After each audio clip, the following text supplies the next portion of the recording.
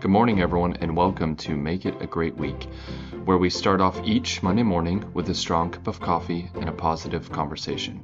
I'm your host, Justin. And I'm Opa. Let's make it a great week.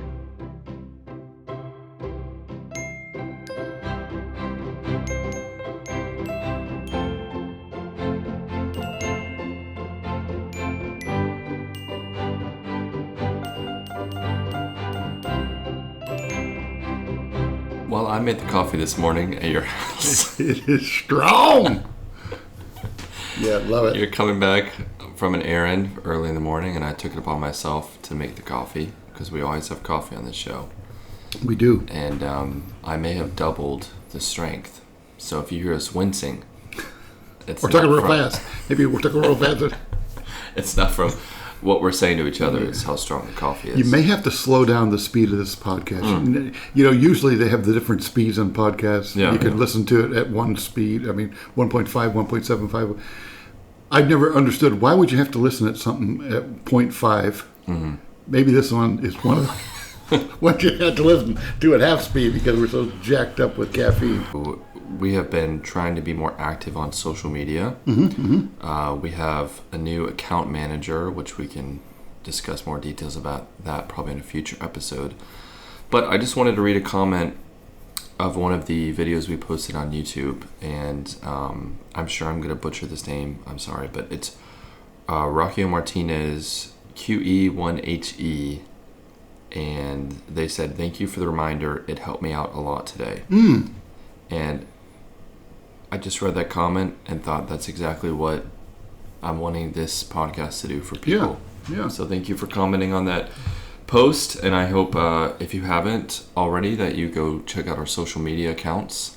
And I did kind of want to say something different this week. We're going to try a new segment on the show later on in the show, and I know most weeks we ask people to send in stories. Right. Which, if you have one, please still send it in. But this week, I wanted to encourage everyone who listens, if you could send in something that you are thankful for. This can be something extremely small or big. I mean, obviously it's a very broad category, so I'm just going to leave it open. But if you're a regular listener and you've never sent anything in, this is your chance. Maybe it's a little less intimidating than having to write out, a quote-unquote story.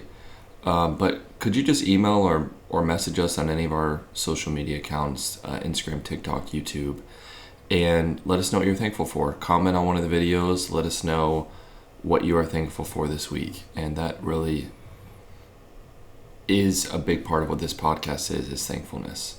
For sure. That attitude of gratitude, that's trying to generate, and it's a great personality trait to have. But as long as it's something that is genuine and sincere, not just off the cuff, thank you. Like, let me ask you this. Okay. Do you say thank you to Siri or Alexa? I don't use Siri. You don't use Siri? Yeah, not because I don't want to. I it? just never set it up, and then I never went back to set it up. Really? Yeah. I do say thank you to AI. Do you? Yeah. It's interesting. I guess that's good. I don't know why. Well, part of it is I use it for my work. I don't really use it in personal life, but I do. At my job, I'm part of this initiative where we're trying to use AI in finance. Oh. And so I'm having to battle with the AI a lot, trying to get it to do what I want it to do. To... But it just feels weird not to say please and thank you. I know it does. Yeah. Well, that's good. You were raised correctly. Yeah. Because I was discussing this with one of our many listeners, and Charmaine, I mentioned on the podcast, so you got to listen this week. I was talking to her. I pick up kids, and sometimes they yes sir, no sir, yes sir, no sir. They talk like that, and I said, "What's with the sir stuff? Why do you call me sir? I mean that's not natural." And I said, "Is it your parents, your grandparents that taught you this stuff?" "Well, yeah, yes sir. My parents taught me." And then some kids they get in the car. And, when I say kids, they're young people. Not What is young people? 18 and older, because I'm not supposed to pick up anybody under 18. But actually now, Uber and Lyft, they have teen programs for that. So anyway, but So some of them are real polite, and yes sir, no sir, and that is a great trait to develop in your life, to be able to say that and mean it with sincerity. Because when you hear the difference between that and when you ask somebody a question and they say yeah, no, no, and they get that kind of response, it's like there's zero respect. But that yes sir, no sir type thing, it is a learned trait. It's not, it's not nature, it's nurture. It's got to be taught. And so it's a good thing to teach your kids. It's a good thing to learn for yourself. Yes sir, no sir. So good trait to develop, and that politeness is a great thing. Yeah. You know? And if you do that, then no. Right. Shortest episode ever. Yeah, right. Well, I did have a question for you, and you know, we've had many Sunday lunches here at your house. A few, yeah. Most weeks it's happening, and I kind of wanted to discuss the origins of it. So you can be thinking about that. I first wanted to talk about my own experience growing up with Sunday lunches. Because when we lived in Florida, actually, most of the Sunday lunches would be at my grandparents' house, my mother's parents, the Needs. So they had this beautiful open concept house with a pool, and almost every Sunday, we didn't go to church with them, but every Sunday after church, we would go over. My grandfather would make lima bean soup with Cuban bread. You would always get Cuban bread from Publix. And if it wasn't lima bean soup, it would be garbanzo bean soup. But that was it. He would always make soup. It would always be Cuban bread. And that was our Sunday lunch for as long as we lived in Florida. And then some of us would stay over. Well, one or two of the grandkids got to stay over after lunch and hang out with the grandparents, which was the treat. And everyone else would go home and take naps before. Oh, wow. And they would take us to choir practice. And that's a huge core memory for me. So that was my beginning of, you know, a Sunday lunch type thing, which I think a lot of people end up doing something like that to different degrees. But then when we moved to South Carolina, my grandparents didn't move up for a couple years later, but we would always, after church, just come home and have a lunch around the table, just my family, which I have a lot of siblings, so it'd be, but we'd still, you know, it wasn't the same food every week though. But I did think it was interesting that my grandparents would do basically the same meal every week. And then I was curious, what are the origins of the Sunday lunch that happens at your house now? Well, it's been through an evolution here and there. Sunday's a big deal because we all go to church. For the most part, you know, it's supposed to, we do that, and it used to be in our younger married life, we would. When we were first starting out, we would just come home. Ruth, first couple kids, Elise, Rebecca, and then we had the grandparents that we watched when we were living with. So that was, wanted something simple and easy, and I said, let's just make sandwiches and salad for that. And then Ruth got saying, you know, that's a lot of work, you know, after Sunday church to come up with salad and sandwiches, you know, after that, and everything was, so, you know, she says, why don't I just, it'd be a whole lot easier if I just put a roast in the crock pot.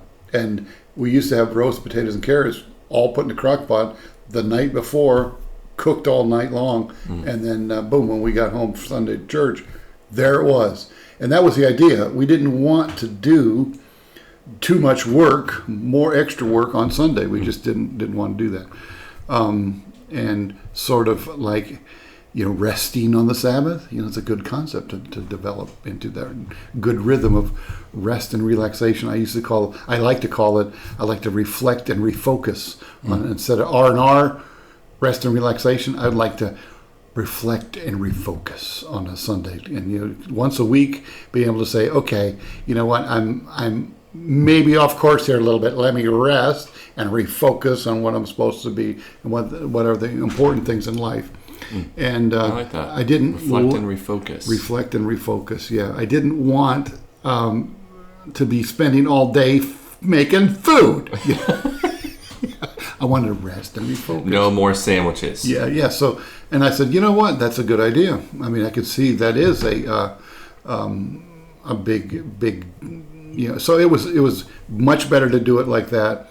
And then there was a spell when we did not have we weren't watching the grandparents anymore because life happens and they passed away. And we did much with.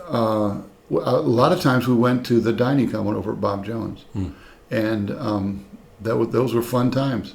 We went over there, and the whole family and a few families got together with Mrs. Mulfinger, and we just had all of Ruth's sisters and things that were still at home, and we got to eat there plenty of times. That was good because someone else did all the work there, and all you did was leave the dishes there, and they even washed the dishes, clean them up. That was a wonderful time. Then you could go home and you could take naps before Sunday night, Sunday night church. Well, then when I think it evolved into, when Mrs. Mulfinger passes away in 2009, that we didn't do much more of that. I can't remember the exact time frame what actually happened, but then we started to get and just doing family here with our own little family here. A little, yeah. Yeah, and it started being where we did the roast potatoes and carrots again, but we did the potatoes and carrots on actually Sunday. We didn't put it all together, and we just cooked the meat overnight, and the potatoes and carrots would cook in the morning.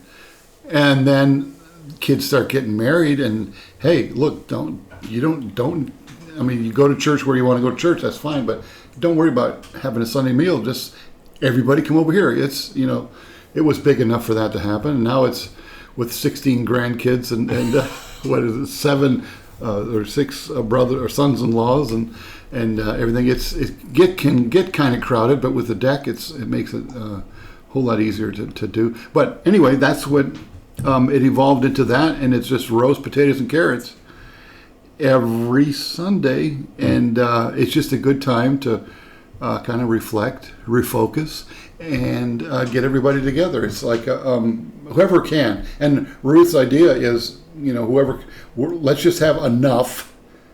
And if anybody who can come, they can come. And if they want to come, they know that they're more than welcome to come. And if we have leftovers, we eat them throughout the week, and it's been good. So I've kind of, You grow to love it. You grow to look forward to it because you see everybody at least once a week, and we're very, very blessed and fortunate to have all the kids and all the grandkids in the area now that can come. Some more than others. It takes a little bit more effort to make it, but if they can do that. They know that they have a free meal on Sunday if they want one. So I think it's well worth the effort and cost involved to have everybody together as much as possible. And that's what hospitality, that's a great lesson in hospitality, because I feel like it'd be very easy to say each week, everyone let us know who's coming, we got to get the food, which would be you'd be totally fair in doing that. I guess I never thought about before, just having enough available for everyone.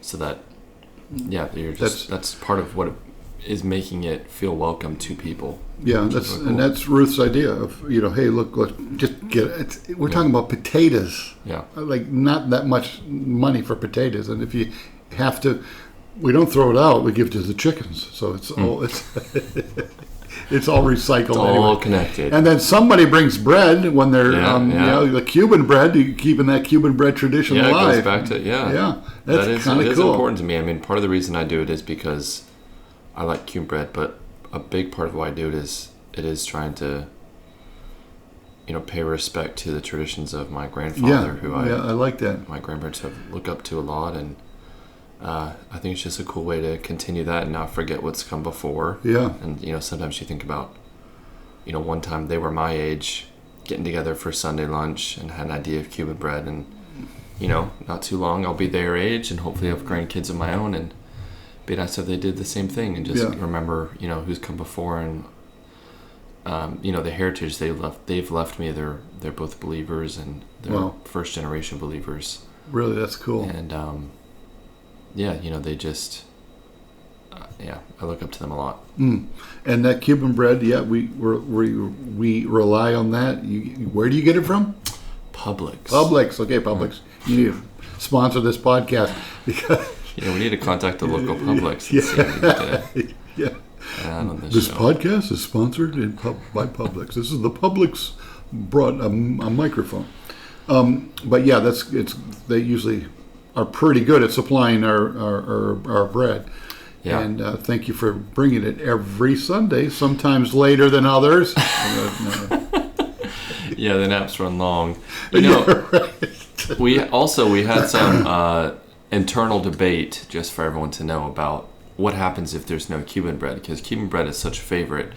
But Publix, sometimes they have enough and sometimes they don't.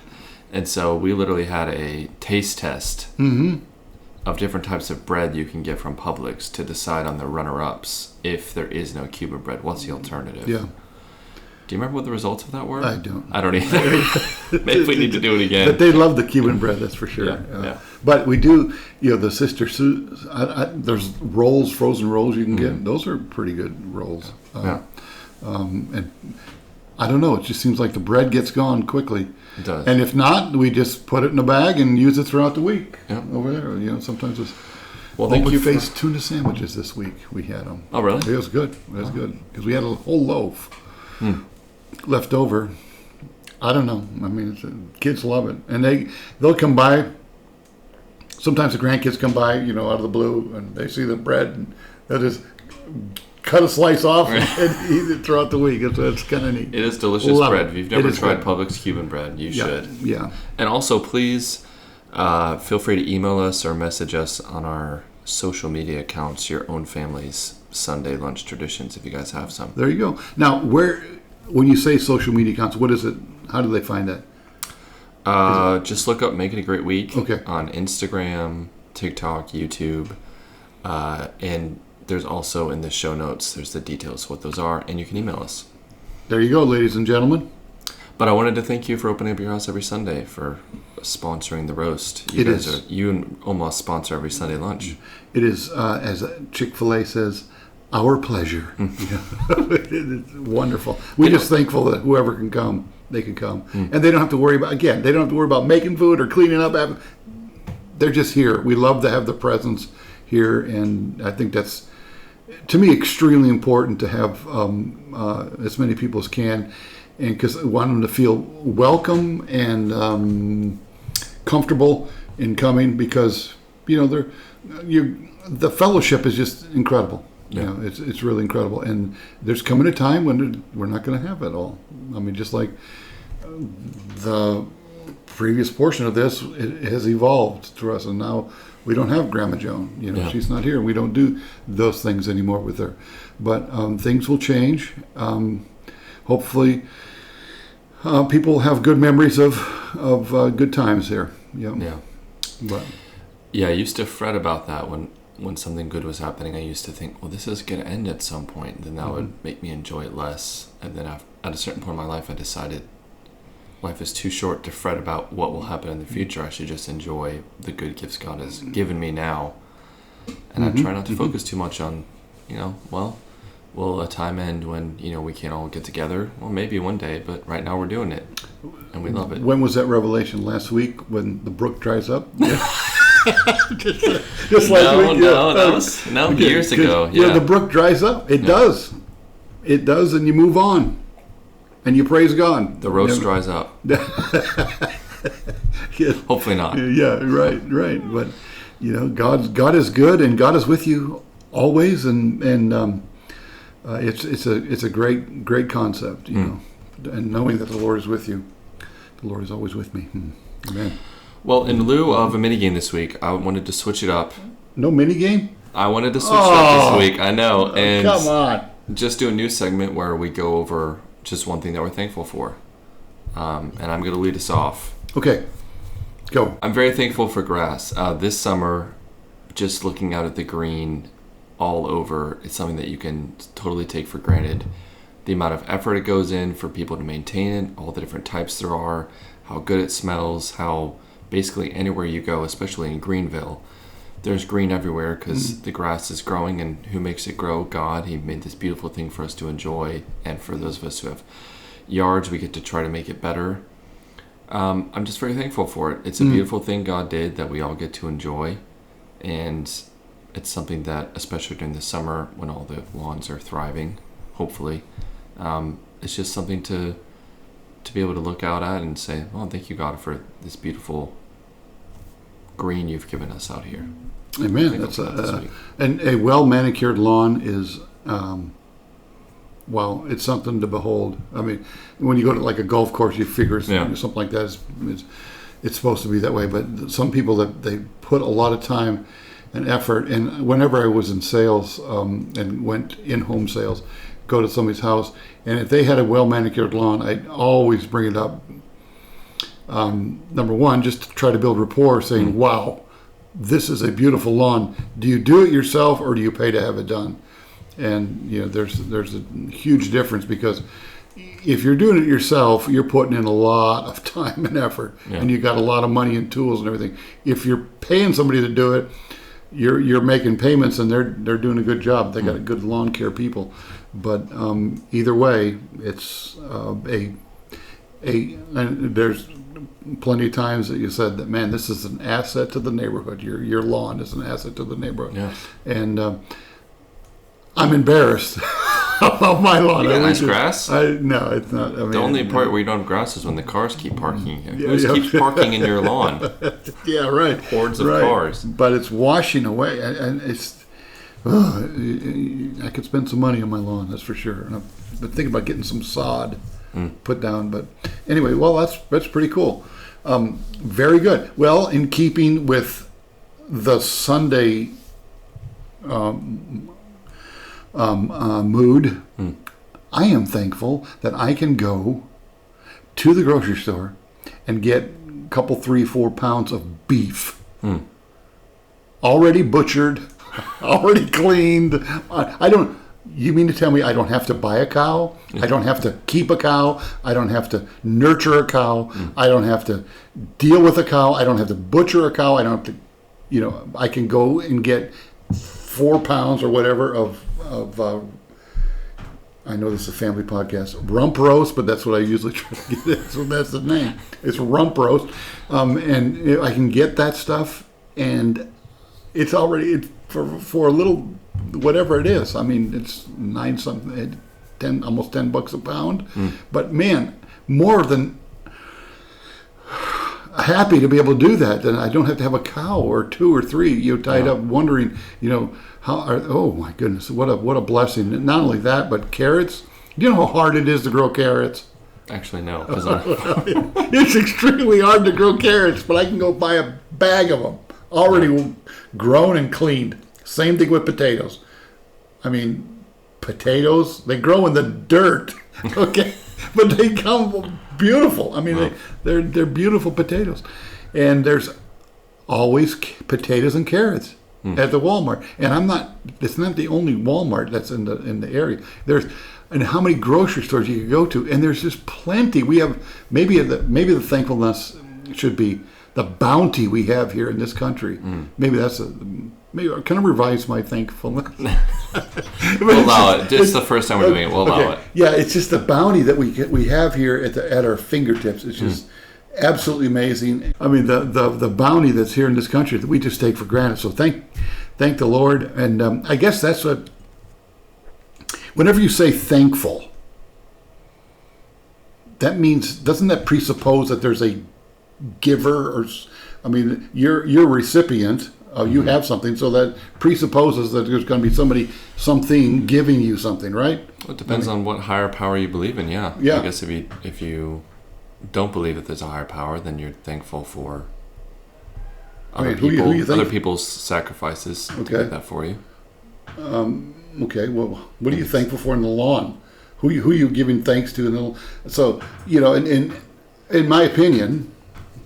And you know what? I'm just an opinionated Uber driver. That's all I am. When you say you're thankful, that means, and this is why it's such an important thing to have an attitude of gratitude. Because when you're thankful, that means you're thankful to a higher power. In our sphere, it's God, the God of the Bible, and that because you know that He is the one that has given us the all the blessings that we have. Every good thing I have comes from you, it says in Psalms. So, when you say that, I think that it kind of shows a heart attitude of I'm acknowledging that that there is God and that God is good to me and allowing me to have these wonderful things. Yeah. Anyway, I think it's a great thing to focus on. Have a focus on. Being thankful, even if it is towards God or other people, it still reminds you that you often need help from other people. You're relying on them. You are not self-sufficient. Right. And I think that tends to help people be happier, because if it's not all about you, people are happier if it's not all about them. Yeah. If you're thinking about what other people are doing for you, it's a well-known fact that thankful people are happy. Yeah. You don't really have to explain that to people. Yeah. People just kind of understand that. They know the people in their lives that the ones who are happy tend to think about the good things. They're not always sitting around thinking about all the things that are going bad in their life. We all have to do that sometimes. Right.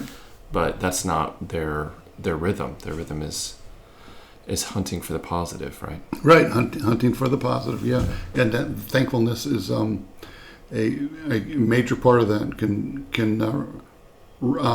if you have it rule your life, not rule your life, saying that I'm going to be looking for things I can be thankful for. I think that's extremely important, even with marriage and spouses, to be be able to share your thankfulness with your spouse.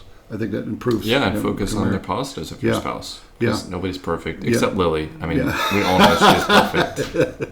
You actually are, Lily. You are perfect. That's wonderful. But thankful that you made it part of the podcast. That's very good. Yeah. Very nice. And again, this is just something. But I saw some a guy's driving his motorcycle down the road, and here's a guy walking in the road. I mean, walking in the road, and the guy pulls up next to him and says, "Sir, are you okay? I mean, you shouldn't be walking here. You're going to get hurt."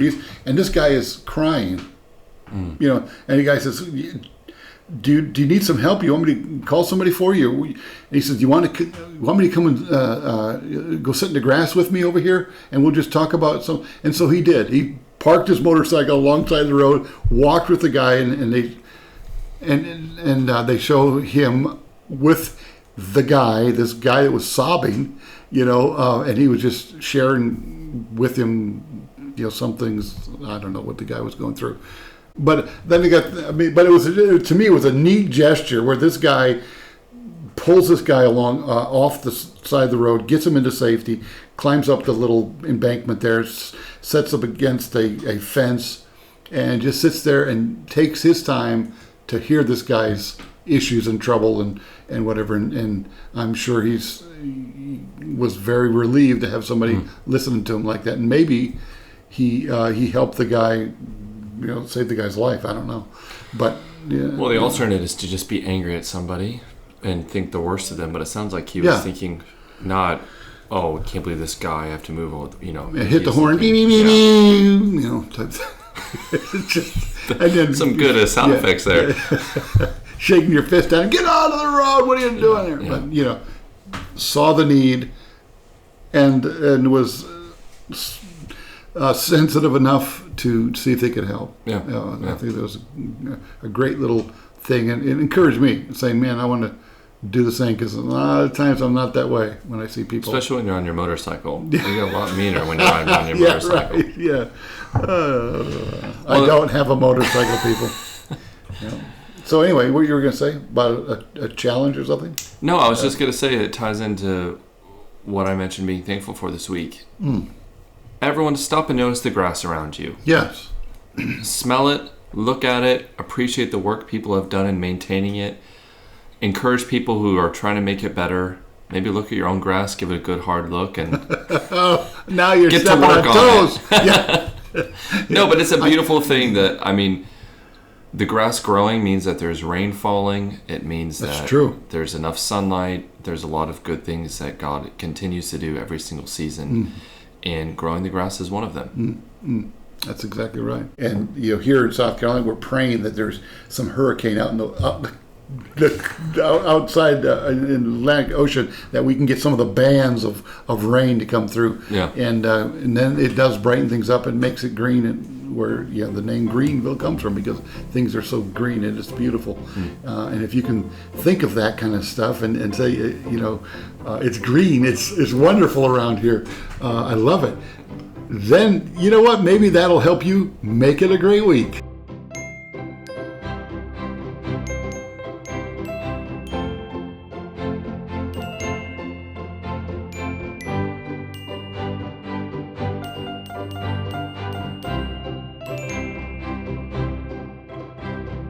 Make it a great week with Joy King.